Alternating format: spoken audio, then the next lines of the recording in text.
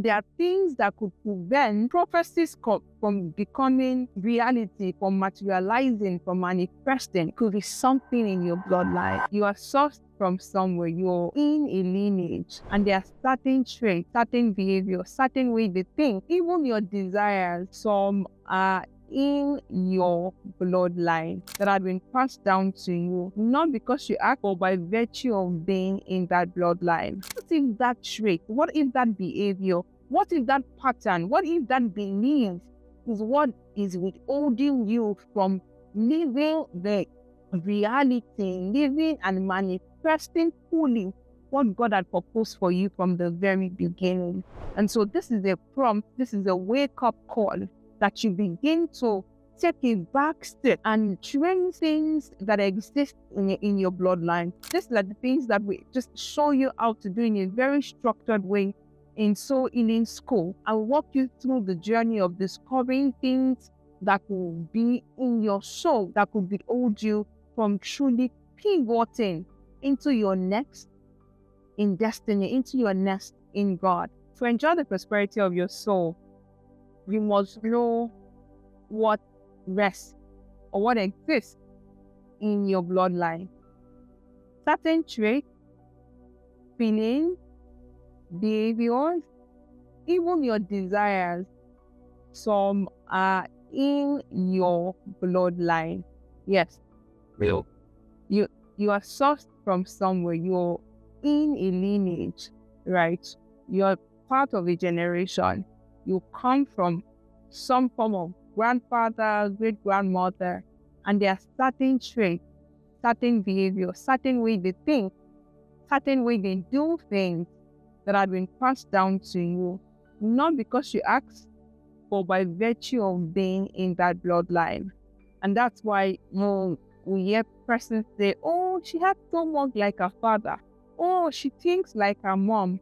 Oh, she responds in this manner, in this certain situation, just like her granddad will. This just says to you, there are certain traits that are passed down through your bloodline. And sometimes they are negative. And yes, it's undeniable that there exist blessings too in your bloodline, but there are negative things that exist in your bloodline that you must call out because they could prevent you from experiencing a soul prosperity or from experiencing the prosperity that has been mapped out for you in destiny.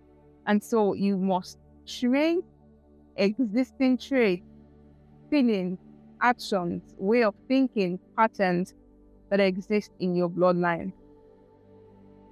Taking cues from scriptures, you would see that even Jesus, the Messiah, couldn't come from the Adamic bloodline. And I think that's some form of intentionality that God put into the redemptive work, right? That it has to be a virgin conceived by the Holy Ghost, not from a masculine contribution or a male contribution or man's contribution. It was by the Holy Ghost, so that lineage will not be corrupted, will not be adulterated, because everyone is bettered into this world, is bettered into sin until you come into the redemptive power of Jesus, that you become restored. And so God had to ensure that the lineage that which Jesus came through was pure, right? It didn't come through the Adamic bloodline. So certain things does not exist, or we didn't see certain things exist with Jesus. And that's what made him qualified to be the spotless lamb without blemish that could atone for our sins. Let's take you again from scriptures. Jacob. The meaning of Jacob is supplanter, and we see him supplant in many ways. In fact, it played repeatedly in his life. First, it was deception that had to take place, instigated by his mother to take his brother's Esau birthright. Next was the blessing by the father, then also engineered by his mom to take his brother's blessing, fatherly blessing, yes, meant for his brother, he also took. she heard that Esau was going to kill Jacob, and she made him to escape to her brother's house, Laban, as the case may be. And in Laban's house, Jacob was also supplanted. He was also deceived. I believe that it was a trait he took from his mother's lineage. They were all deceivers in Laban or in Rebecca's side. You know how they say, things from my mother's side, things from my father's side. This one was from his maternal side. They were deceived, always deceiving. And we see Laban deceive Jacob 10 times, changing his wage for 10 different times. He worked 7 years to marry his wife, but unfortunately, he was also deceived again. Leah was given to him. For the love he had for Rachel, he chose to serve another 7 years, right, to get Rachel. But you reckon that there was deception everywhere on the part of Jacob's life, and it was something he took from his mother's side or his mother's lineage, right? Rachel, his wife, was also deceived. Remember how that Jacob had absconded and escaped with his belongings and his family and his wife without Laban's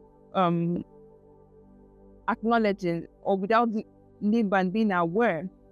And so he goes forth to chase after Jacob and say, oh, my God is here and all of that, and searches everywhere and they find it.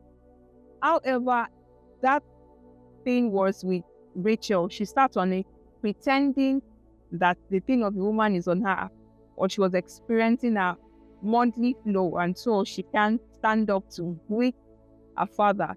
But that was an excuse to also deceive her father. So do you see what I'm saying? It just kept playing out in Jacob's life history until he steps out of himself. He steps out of failing. He stepped out from the repeated pattern. He had left Laban's house and was going on as God had instructed him. His brother had heard of it, Esau, and was coming to meet with him. And so he sent his wife and his children ahead. And it was that singular night, that Jacob had an encounter with an angel. He wrestled with God, right? He wrestled with an angel, and his name was changed from Jacob, the one who even had the fatherly blessing on him. So you see that he had prophecies over his head. He had words that had been said over him. He carried the patriarch blessing. The fatherly blessing was upon Jacob, but he could not materialize the blessing because of the dent, because of the bloodline challenge, because of the bloodline negation that existed in his life that prevented him from living the life that he had been called to. And so that night, he wrestled with an angel, and his name was changed from being a supplanter to being a father of many nations, to being called Israel, right? And that night, I want to believe, was the night that changed the story, of course.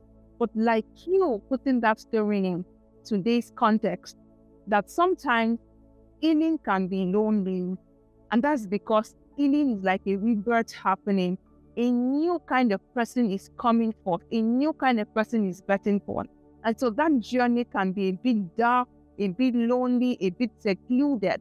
Because until Jacob was secluded, he did not experience the shift that was required to birth the destiny that God had proposed for him from the very beginning. And so healing can be like that sometimes, but it be also on you to stay put and truly birth that thing that had been said concerning you. So there are things that could prevent prophecies from becoming reality, from materializing, from manifesting. It could be something in your bloodline. It could be something that you have just inquired about, something that you have gotten accustomed to, something that you are now used to. Oh, that's how we are in our family. Oh, that's how it's done here.